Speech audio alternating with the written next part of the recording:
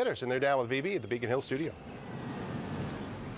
Indeed, you know, we've been talking about Hostess for the last 30 minutes. We're going to get to that in a second, guys. First, Cosmo Macero of O'Neill Associates. Peter Cadges of the Boston Phoenix, a man who cannot live up to the performance of your son from just a few seconds ago. He was very good. Proud of the boy. The sooner we get through the Deval Patrick stuff, the quicker we can get to Hostess, gentlemen. So keep it brief. Start with in-state tuition, Cosmo, because that has reared its ugly head yet again. And now it's the law of the land, at least for now, here in the Commonwealth. Yeah, to the victor go the spoils, right? Governor Patrick has a Democratic mandate throughout Massachusetts. Pretty much do whatever he wants. This is his first big piece of comprehensive immigration policy. Law of unintended consequences is going to put tremendous stress on our state college and college and university system. We want more out-of-state students coming in. We're going to create more stress with giving in-state tuition to this population. It's unintended consequence. Having trouble talking. In theory, I'm not opposed to it, but Cosmo raises a good point. I feel like the public education system is being used as a political football. Now, it's a noble end, and you know, I understand it, and I think in my heart I approve of it. But you approve of democracy, and this is not the way this was achieved here. Well, listen, the state education system, as every year goes by, gets hammered more and more by cuts and cutbacks.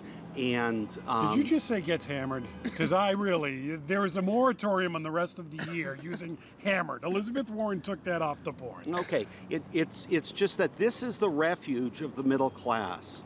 And I worry about it. In the same way Republicans use this issue as a pawn to hammer, on immigration. This is what happens when I get you guys off at Twinkies. You can't help on immigration yourself. policy, the governor, like Peter says, is doing the exact same thing, and in my point, to the potential detriment of our public higher The education important thing system. is we need a national path to citizenship. When they're heading that way, at least it looks like it on paper anyway. In the meantime, let's talk about another issue facing the governor, and that is the latest patronage hire, or at least it looks like it to me. This highway safety director, who it turns out has 34 infractions on her driving record, Cosmo, and yet she was the highway safety director. Sheila Burgess is her name. Deval's got to figure this one out.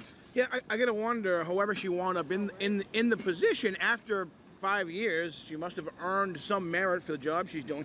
Is the position that irrelevant and that easy to perform for a basically skilled person that you can say, you know what, boom, you're out because of this, and we'll just put someone right in there?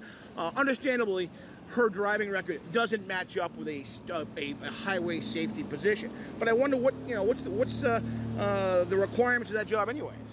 Two issues, her driving record, and the governor acted quickly, got her out of the job.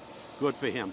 Reassigned her though. He's not getting rid of her. She's going to be reassigned. Well, she's going to be reassigned. Now, this is where I'm heading.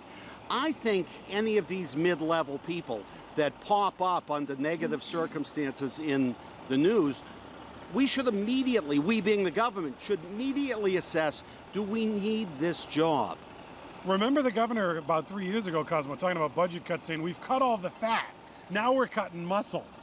Had he forgotten about the $87,000 a year highway safety director position? Well, I don't know what she does. Maybe it's an important job. I don't know. She talks about the dangers of texting while driving. I think we got it. A lot of middle management administrative positions in any state government that you can question, and that certainly would be one of them. All right, let's get on to the major issue of the day, and that is Hostess and the good news that there is mediation going on. It's not binding, so we don't know how this is going to go. First question, Cosmo.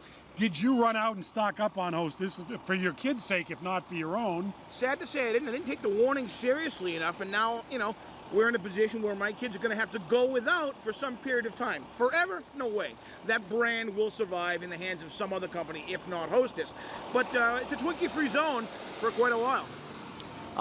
No, we dropped the ball just as well. Not particularly healthy stuff. Although I will admit to a certain fondness for a pudding made with Jell-O and Twinkies, topped with Miracle Whip. Very, very helpful. Listen, but behind all this craziness... That does sound tremendous. The problem with Twinkies is every box of 20 is subject to a 1 to 2% daddy tax. You know, the kids' Twinkies, it's the daddy tax, right? 1 to 2%. What's the problem with that? That's no problem. The issue with Twinkies here is there's an interesting labor dispute. The Teamsters, there are two unions involved. The Teamsters took management seriously and engaged in givebacks because they wanted to save their jobs. The Bakers Union shot the pooch. They didn't take it seriously. Their financial analysts miscalculated, and that's why we're in this situation. I think you took a phrase about a pooch that we can no longer use on TV, but actually made it worse by trying to correct it there, Peter. Little plug. Toronto will probably talk about this some more on getting down to business. A couple former students at Gordon College have been doing an experiment for the past 10 years, eating a Twinkie from the same box, one a year for 10 years. This will be the 10th year, and they have some pretty interesting findings about what a Twinkie tastes like after 9 years. Probably the same. We used to, when I was a kid, we used to fill them full of firecrackers and blow them up. They did a very good job. Why would you waste a good Twinkie? That's outrageous. As I understand, we were young and reckless. As I understand, over time, the creamy filling is absorbed into the cake, as a sponge might act, and the cake begins to harden. That still sounds good to me. Peter Kadges of the Phoenix, Cosmo Macero, O'Neill & Associates. Alarmingly or reassuringly, it retains I its look flavor. forward to the day when we three stand here eating a new Twinkie made from a Hostess factory when everybody is smiling, and we will be as well. Shannon.